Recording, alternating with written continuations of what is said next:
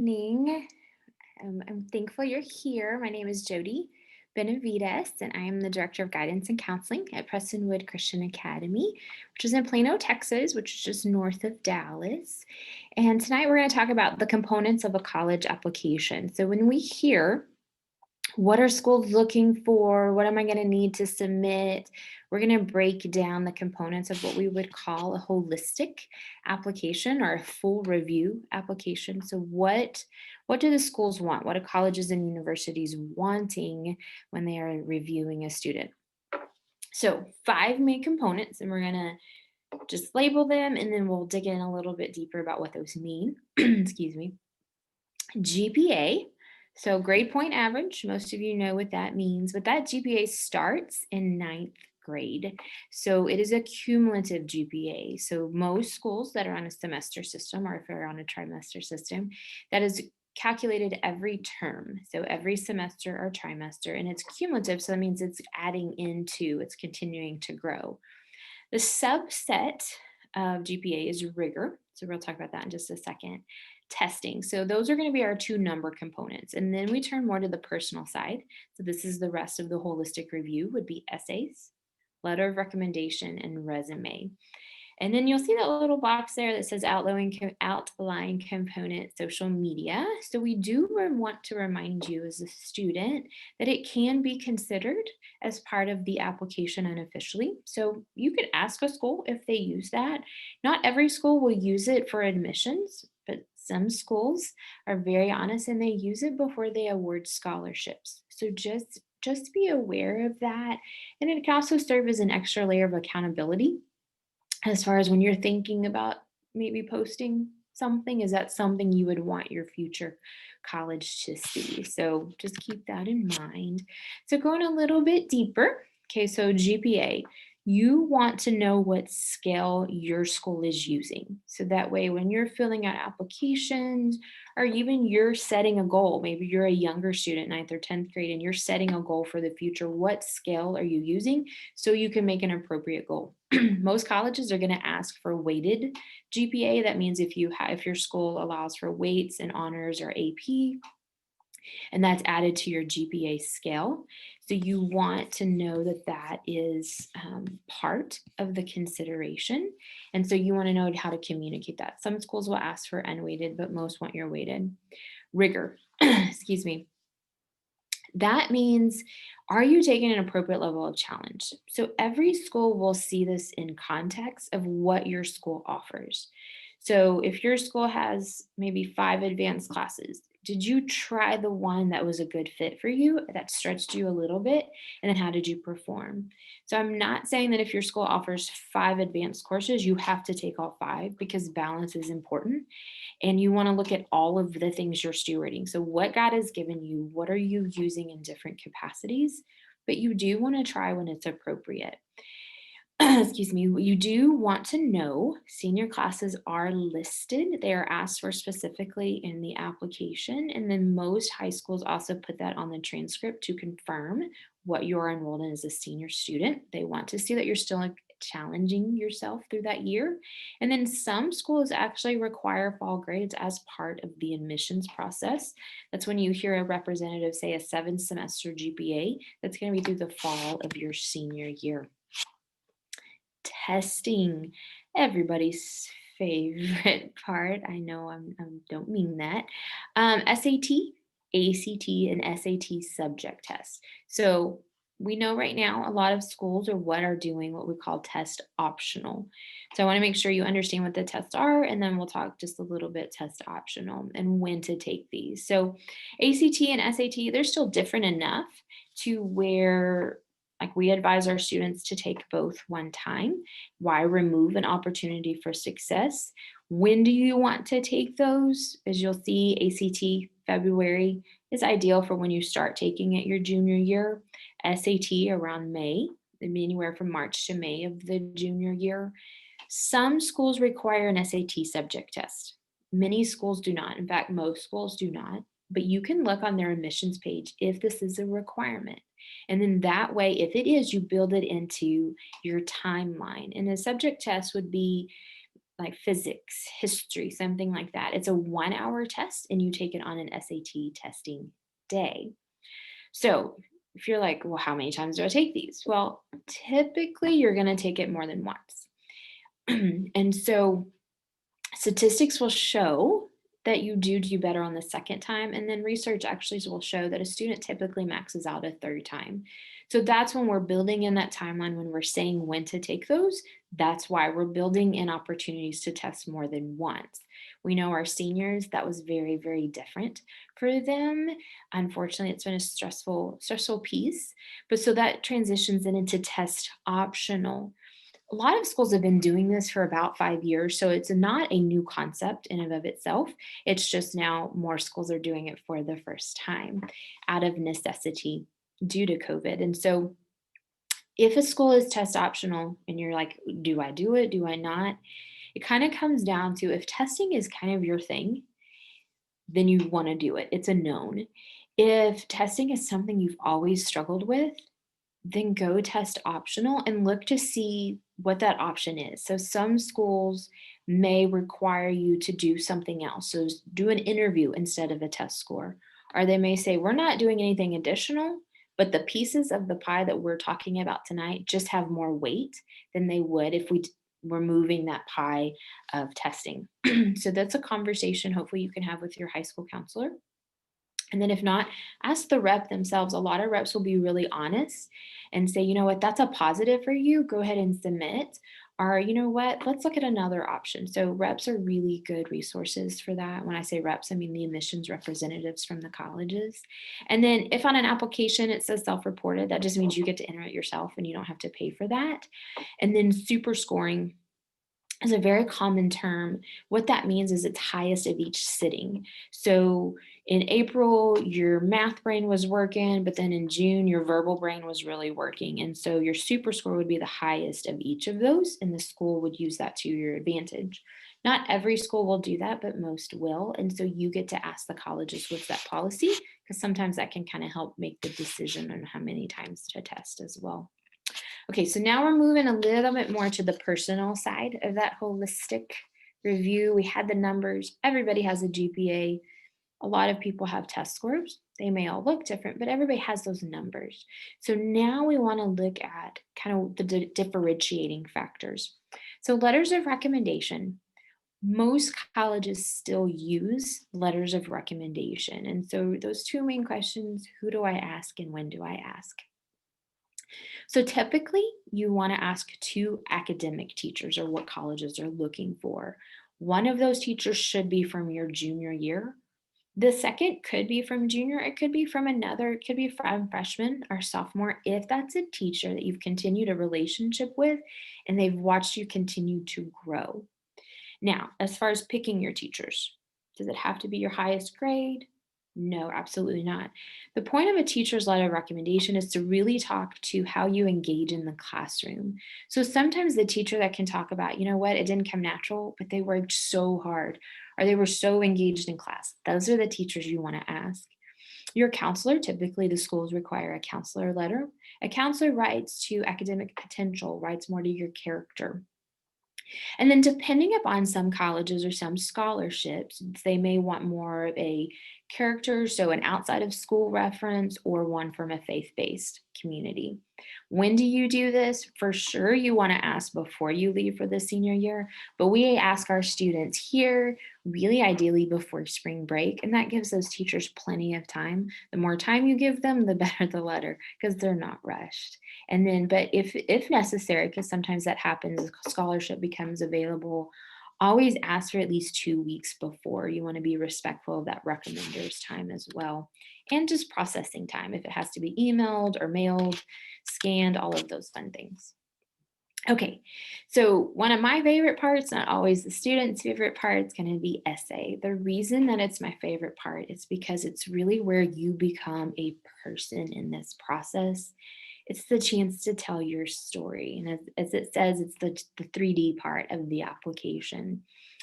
The essay, depending upon the prompt, is all going to look different, but ultimately it still is a narrative. It is your story. You are writing it more in a narrative format, not necessarily in a classroom assignment writing format. So you get to bring in those 5 senses. You'll see that noted there. What that means is you're bringing in the reader more from an experience level. You want to make it kind of feel like a preview of a movie where you're bringing that person in and they're getting to learn more about you as a person. It does say be sure and answer the prompts. A lot of the prompts, like if we're referencing, say, a Common App school, which Common App is an application that accepts about 800 different schools, they have 6 different options for you.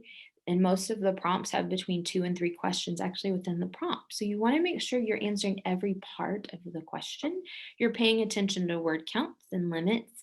And then there is a difference between essays and short answers. So a lot of your schools may have the one, what we call the big essay, and then I have anywhere from 1 to 3 short answers.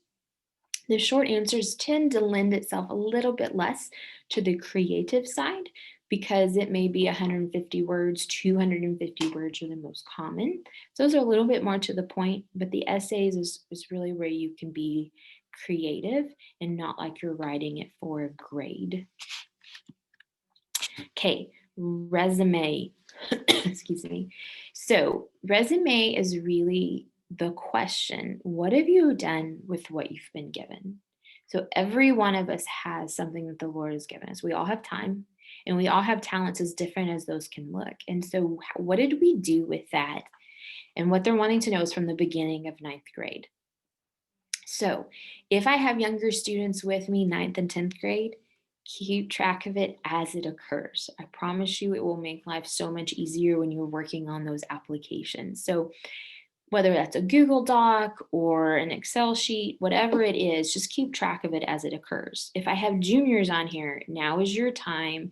Thanksgiving break would be a great time to go back and remember everything. You'll see a list of those categories. In the highlight, I want to explain this: hours per week, weeks per year. The colleges are asking again for context for how did you spend this time that you had in high school. So they want to know an average of what you did per week with that activity and then the duration. Example, you go on a mission trip, that's a 1 week. You probably spend between 40 to 50 hours per that week. So it would be a 40/1. So you're creating context that was a short-term event. But let's say you've been volunteering at your church or you're a student government officer.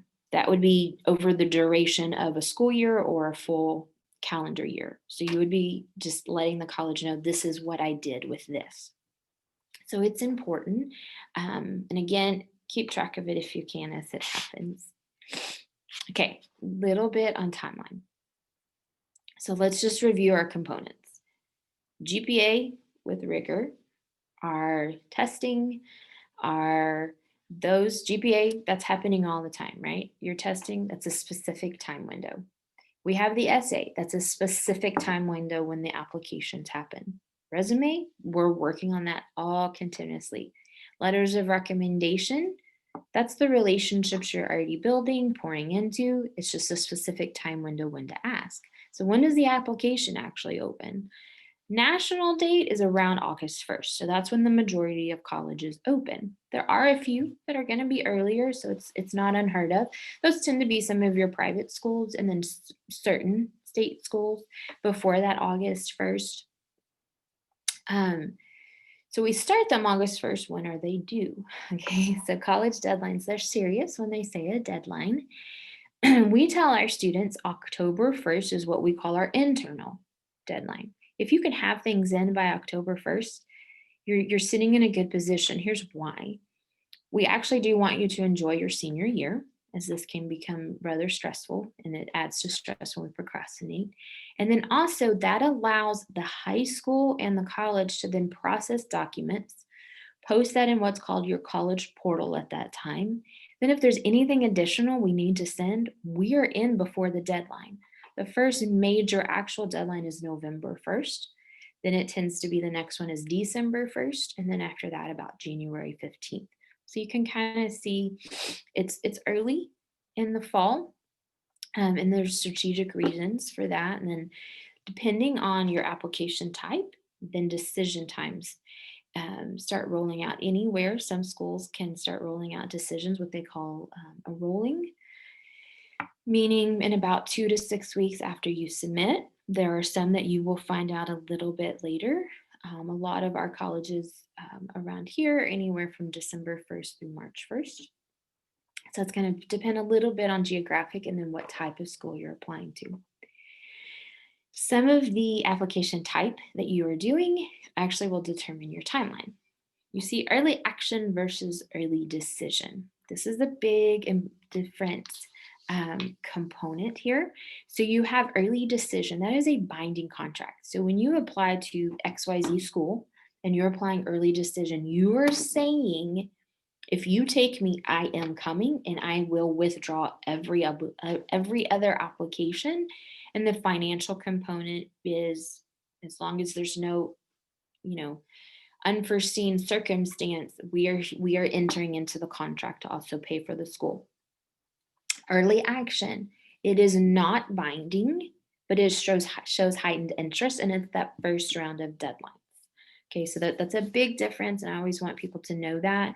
In fact, it's such a serious decision that the counselor at your high school has to also sign a statement saying that they have had the conversation with you personally before we can even send a transcript. So just want you to know the difference and not check one by mistake. So just a few little kind of reminders there before you hit that ever important submit button, because once you submit, it's final. You can't go back and alter it. So you do want to double check all the details. It's not good advice to say, okay, get this application done, submit it all in one day. We really want you to sleep on it and look at it with a fresh eyes. And then ideally somebody else can help look over it too, to catch those little details, little things like, did you capitalize your address? Sometimes we get so used to just typing, we forget capitals or periods or things like that. So we want to double check all those little details that do become important. Double check admissions checklist. So every school on their admissions page will have a checklist for what they require. You want to make sure and do what they are requiring, because it could be different from another school. So that's where it's useful keeping a checklist system, whether that's old school in a notebook or a Google Doc or an Excel, because the less that you have to remember in your brain and you have it somewhere else, the more productive you can be on the next one. Verify with your high school what process they require. So every school can be different in how they send transcripts and letters of recommendation. So make sure that you're asking your school how it works best for them and how you can partner with that. Okay, a tip, big tip on the essay, read it out loud. And that may sound a little funny to hear, but I'm telling you, it's proven in my book. If you read it out loud, you will catch some things that you didn't catch when you're just reading it. Is that sentence, does it make sense? Does my grammar, is it too long? Does it flow? All of those things you just hear when you verbally read it. Short answer requirements, did you check if it's character count, word count, line word count? So there's a couple of kind of funny rules out there. Sometimes you have to be sure and follow their limits, their restrictions on that. Test scores. If you are sending a test score and they require what they call an official, that's the student's responsibility to log into the testing center, that ACT or SAT website, and send it directly and pay for that. So that's sometimes an often forgotten piece of it. And then if you did a dual credit course and the college wants that as part of the admissions process, be sure and you have to contact the college where you're completing dual credit and have that transcript sent. A lot of colleges don't want it until later on in the process. So again, checking that admissions list and then praying for direction and clarity. I can't say it enough. I can't express how important that is in this process. The Lord cares about the details, the small things, and the big things. So asking Him for help in the details and through the process, and then ultimately asking Him, Lord, where do you want me in my next season, is going to be the most important piece of this entire process. But we do want to be good stewards of the opportunities He's given us and do what we can in the time and to the best of our ability. So that's why the components matter, but ultimately prayer is the most important piece. So I know we're going to open it up to some questions. And so I'll let Andy take over there. Yeah, thank you so much, Jodi. Yeah, so the last 8 or so minutes will just be for any of our folks that are here with us tonight. If anything Jodi said sparked a question, something you want more clarity on, feel free to chime into the Q&A option there at the bottom. We see it come through, we'll read it out loud. So this is kind of a open-ended time for any questions that might be out there. I know that was a lot of information in a relative short amount of time.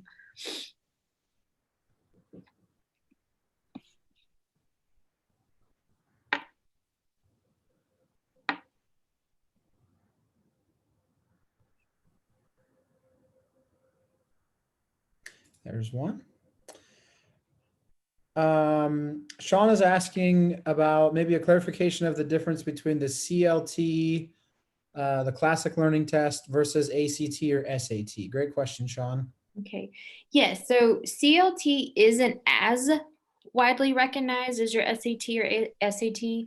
SAT, ACT is going to be accepted by every college in America. CLT is gaining traction.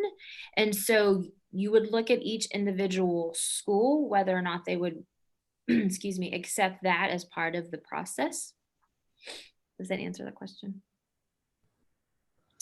Another question that has come in, does regular decision, so December 15 or January 15, also mean the same as early decision, but just later dates, meaning those decisions are binding? No, early decision is the only one that is binding. So every school uses the same language on that. So early decision will be binding, early action and regular decision are non-binding. Okay. During COVID, many standard tests are not available. What are colleges doing in place? Are they waiving it? I signed up for spring and summer, but was not held.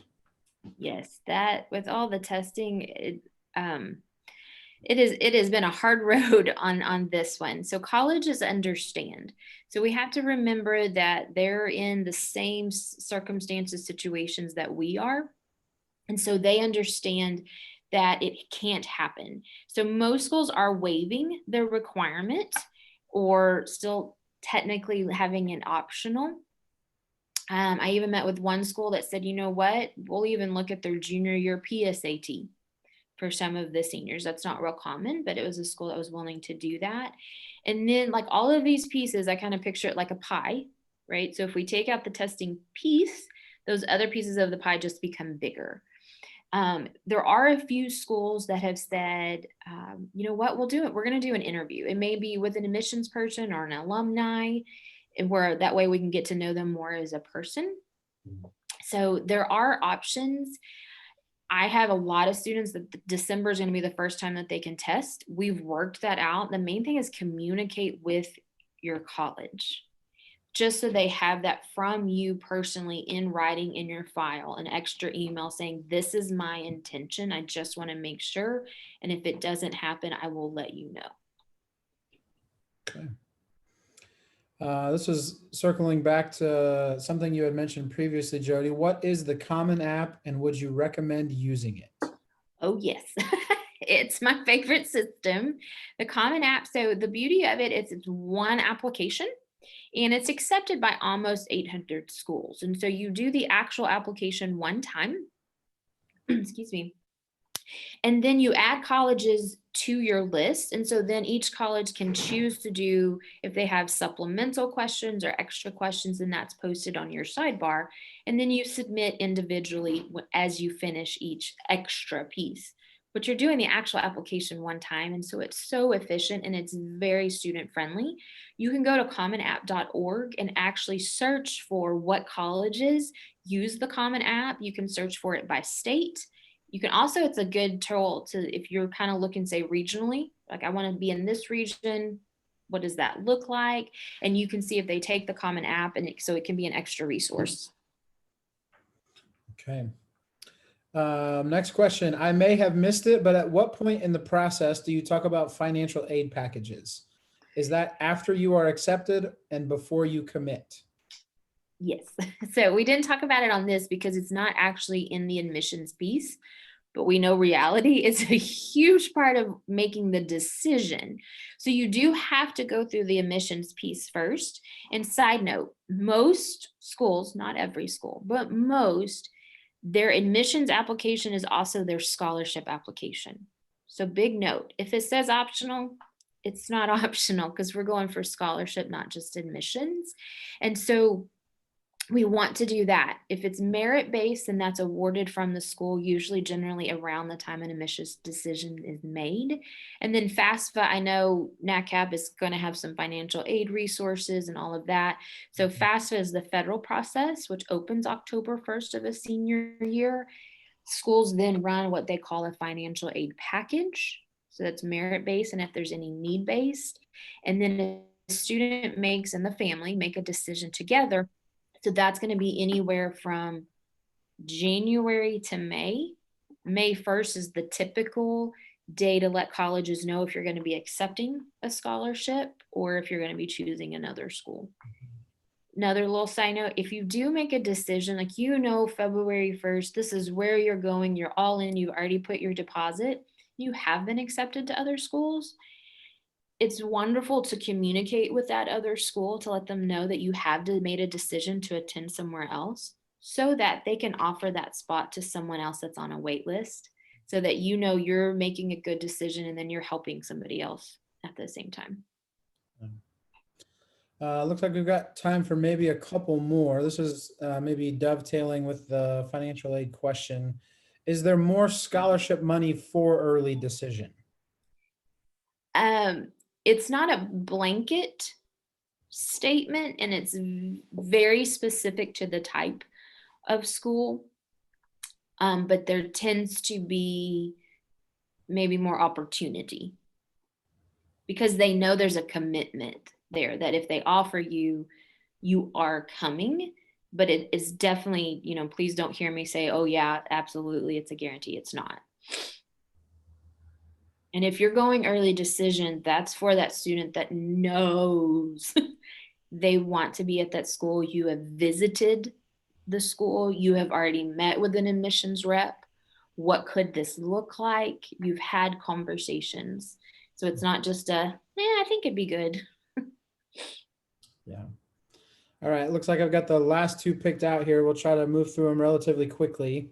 If my student received a college entrance exam score that was just 1 point shy from the college's regular minimum score, should I still send the test results or should I not send it since the college is test optional? Well, that's a hard question right now.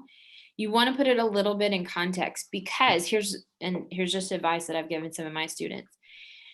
Because right now, that student typically probably could have tested more than once. And so the opportunity to do better was removed. We also want to make sure if it's a minimum score or an average score. So an average score is typically the middle 50%, meaning 25% is higher, 25% is lower.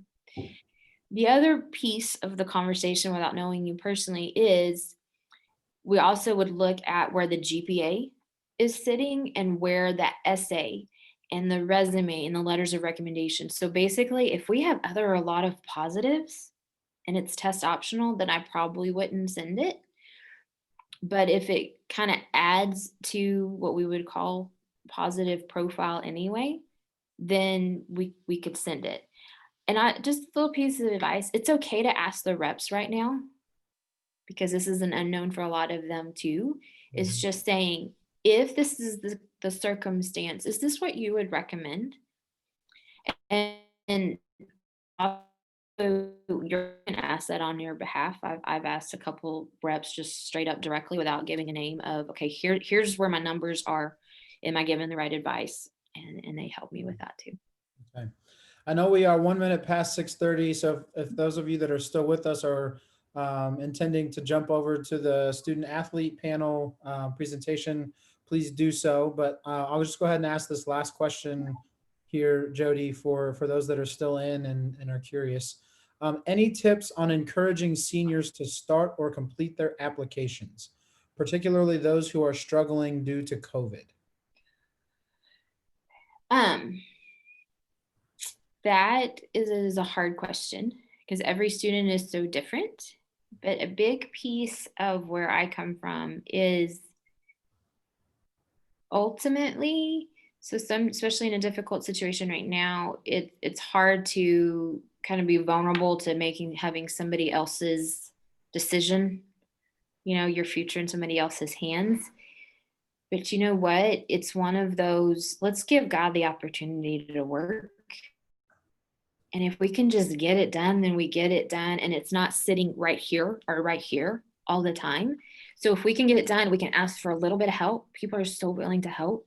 If we can get that done, then we've done the part that's in our control.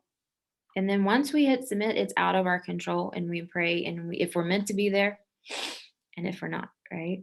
So God is in the waiting is the biggest part of that message. And he, sometimes it's very clear, and sometimes God allows us to wrestle, and that's where we grow too. So the biggest thing is he's in the waiting. So if we can just get it done, then we've done something that we had power to do. All right. So we're going to go ahead and wrap things up. Jodi, can you just share quickly for the folks that are still here what your email address is if folks have Sure. questions they want to follow? There were a few that came in that we didn't get a chance to answer just because of time. Okay. Would you want me? It's a long email. Do you want me to type it in the chat? Well, I don't know that. Do you actually? Well, I was thinking if you had a slide. Does your title slide have it on it? You know what? I don't think it does. No, it doesn't. Okay. I can just We'll make it a little easier. So if you have questions for Jodi, go ahead and send them to me. Oh, okay. Mine is just Andy@NACAP, which is NACCAP, Andy@NACAP.org. Yeah, that's about 20 letters shorter than mine, so that's easier.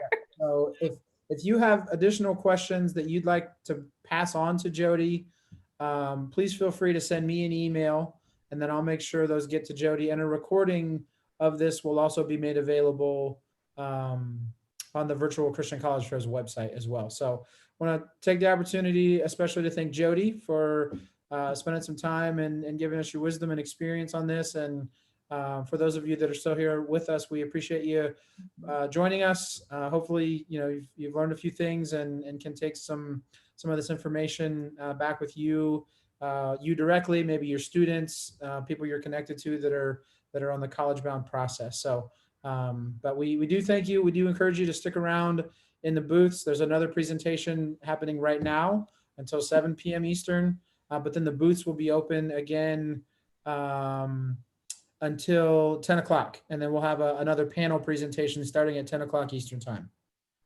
So that'll be all for us, and hopefully we'll stick around. We'll see you a little bit later. Thank you. Bye.